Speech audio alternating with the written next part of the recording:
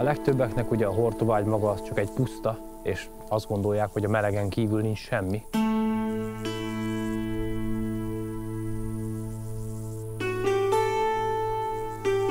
Amikor keresztül mentünk a Hortobágyon, mindig azt gondoltam, hogy ez a legunalmasabb része az egész buszutazásnak. A városi ember számára ez a végtelen Róna.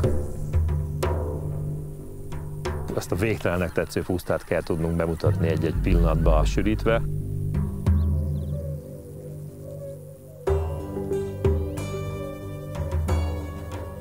A Hortobágy nekem igazából a természet, egy nagy A betűvel és nagy T betűvel.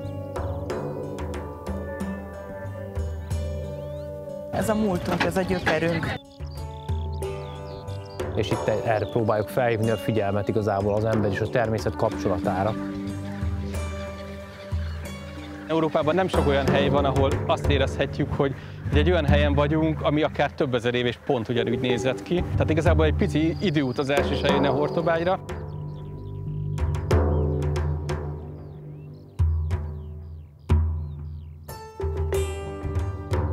Szépen lassan megtanultam látni a Hortobágyot. Nem csak nézni, hanem látni azokat a szépségeket, amelyeket adhat számunkra. Legyen ez természeti érték, vagy egy szépen beszélő pásztorember, vagy az illatok, mind-mind más és más, és ez úgy az emberre ráragad. Meg kellett ehhez ismerni a pusztát, meg fel kellett hozzá nőni, és utána meg már olyan szinten köt, hogy már el sem tudod engedni. Azt hiszem, a puszta olyan, mint egy jó bor, idő kell neki.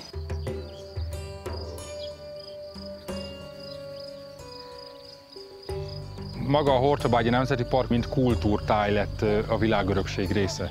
Tehát nem csak a természeti érték, hanem maga az az emberi tevékenység, ami a hagyományos pásztoroló legeltetés, ami kialakította a tájat évszázadok, évezredek alatt, azt kell, hogy megőrizze. Én hiszem azt, hogy a természetvédelem és a gazdálkodás kéz a kézben jár. Az, ami jó a természetvédelemnek, az jó a gazdáknak is. Egy nagyon jó tájhasználat mellett igenis gazdaságosan lehet termelni, ami pedig nyilván megfelel a természetvédelmi célkitűzéseknek.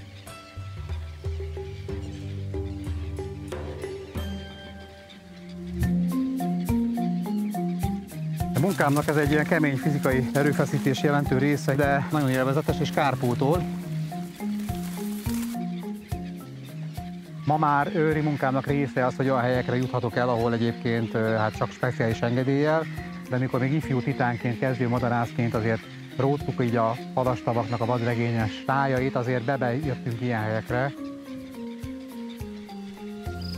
A munkában, amit nagyon szeretek, az, hogy terepen tudunk lenni. Világéletemben olyan ember voltam, hogy nagyon szeretem a kutatás részét, de igazából minden biológusnak a legfontosabb része a munkájának az, amikor kint lehet terepen. Bizony éjszaka is védenünk kell a természetet, nem csak nappal. Ha megvédjük az éjszakai környezetet a zavaró fényektől, jó az élővilágnak, hiszen az élővilágnak nyugodtan mondhatjuk minimum a fele az élőlényeknek az éjszaka aktív, és ezek a fények, amelyek ugye nem épülhettek be a természetes viselkedési mintáikba, ezek nyilvánvalóan nagy problémát jelentenek. Nagy göncölnek a kettős csillaga. Nagyon fontosnak tartom azt, hogy minél több érzékszervvel érezzék a gyerekek, hallják, ízleljék, tapintsák, szagolják, mert ebből ők kizökkentek. Én azt látom, hogy a mai gyerekek egyre inkább a négy fal között gépek társaságában élik az életüket, és hogyha megpróbáljuk megmutatni nekik azt, hogy milyen szép is a világ, akkor azt gondolom, hogy nagy százalékát a gyerekeknek ebbe az irányba még meg lehet érinteni. Az állatgondozás is pozitív élmény, amikor sikereket érünk el, meg az is, hogyha az embereknek néhány tudást át tudunk adni, és egy picit meg tudjuk formálni a szemléletüket, ha másképp távoznak tőlünk, mint hogy ide érkeznek. Ha jobban látják az összefüggést, az ember és a természet kapcsolatát picit jobban megismerik, az nekünk már siker. Az ember előbb-utóbb látja, hogy nagyon szép a természet, viszont nagyon sok helyen úgymond kárt teszünk benne, elpusztul, átalakítjuk, és akkor utána jön az a felismerés, hogy valamit tenni kéne azért, hogy ezek megmaradjanak, és ezért volt az, hogy egyetem után a Hortobágyi Nemzeti Parkban kezdtem el dolgozni.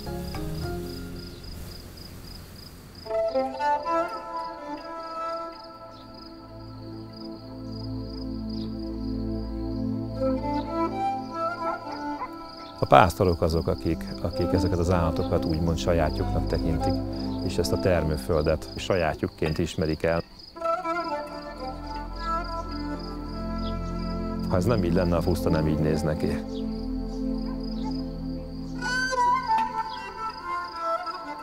Juhász családból származom, és én ebbe igazság szerint beleszülettem, tehát nem volt kérdés, hogy mit folytassak, vagy mivel foglalkozzak az életem során, és annyira megszerettem, hogy ezt sikerült így tovább vinni az életbe.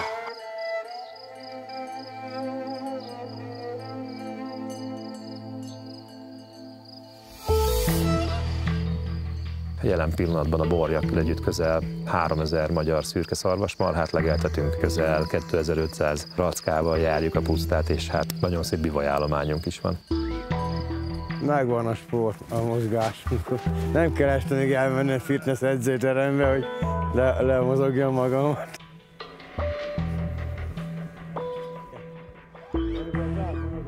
Az, amit egy külső ember lát például a 33-as számú útról, hogy a juhász támasztja ugye a kamposbotját, és mindenki azt mondja, hogy a juhásznak jó megy dolga.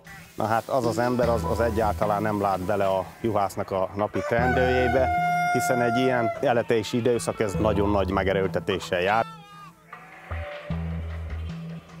Éjjel-nappal a hodályba vagyunk, 2 óránként kimegyünk, összeszedjük a bárányt, megfogjuk a juhot, lefektetjük, megszoptatjuk, bekrotáliázzuk, leoltjuk, ha kell ugye külön, elkülönítőbe rakjuk, ha 2 vagy akár 3 bárányt ellik. A fájzóan kolbász, szalonna felakasztva, meg füstölt sonka, ez kell hozzá. A régészeti kutatások megmutatták, hogy közel 9000 éve komoly tájalakító munkát végez az itt élő ember. Jóisten teremtett világának a képét végül az ember kéz alkotta olyanná, mint amilyennek most ismerjük. Őszintén hiszem, hogy egy észszerű tájhasználattal lehet igazán a természetvédelmi célokat elérni.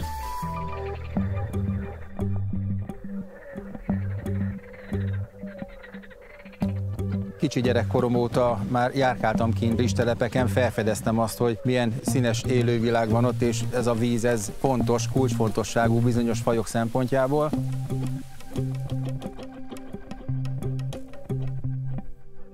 Közel 10 éven keresztül volt lehetőségem itt Egyek-Pusztakolcson is vizsgálni a kétértű állományokat. Ez egy felemelő érzés szerintem minden természetvédelmi biológiával foglalkozó ember számára, hogyha egy ilyenben részt tud venni.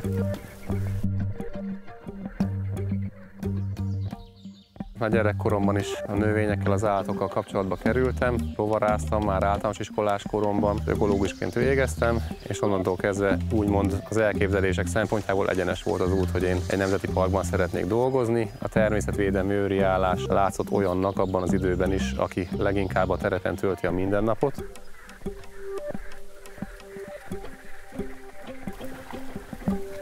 Természetvédelmi őrként ez egy visszanemtérő lehetőség, hogy az eddigi kutatási eredményeket láthatja az ember a gyakorlatban megvalósulni.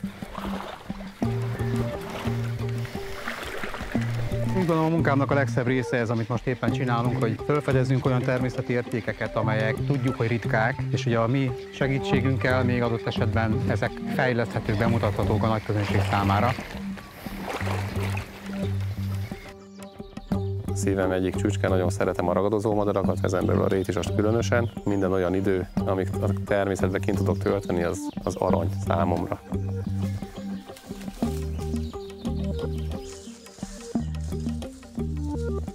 Ez a fajta természetvédelmi ismeretterjesztés, amelyet az előadások tartásával, a filmkészítéssel, a fotó készítésével a érdeklődők elé tárunk, ezzel úgy gondolom, hogy segítjük ezt a részt. És én ezt ugye ilyen missziónak tartom, hogy a hortobágy szeretete az ezáltal a felvételekkel az mindenképpen nőjön.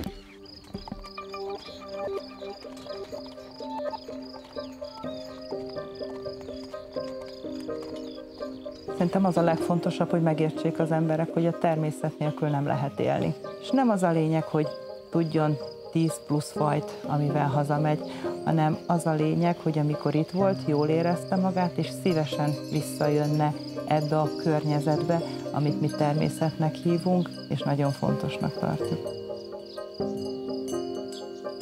Ez egy nagy felelősség, ugyanakkor egy nagyon szép hivatás is. Ezért nagyon gyönyörű ez a munka, mert óriási felelősséggel jár, és a felelősségnek is lehet egy ilyen vonzata.